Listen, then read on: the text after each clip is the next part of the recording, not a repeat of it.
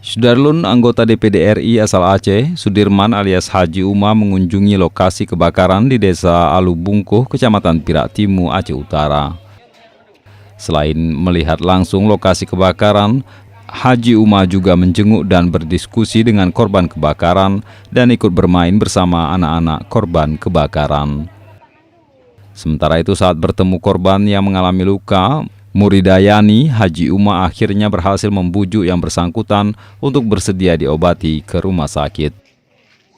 Meski demikian, sebelumnya guru honor di SMPN 1 Pirak Timur yang diduga terluka saat menyelamatkan anak-anaknya itu sudah sempat ditangani pihak puskesmas. Seperti diberitakan, kebakaran di Pirak Timur menghanguskan 10 ruko dan bagian kubah Masjid Takarub. Balon-balon kepada anak-anak untuk mengobati trauma psikologis mereka.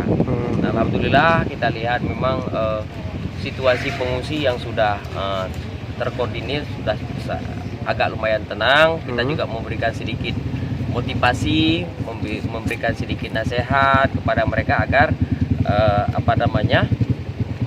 sabar ya, tenang dalam menghadapi semua ini. Dari Loksukun, Jafarudin, Serambion TV.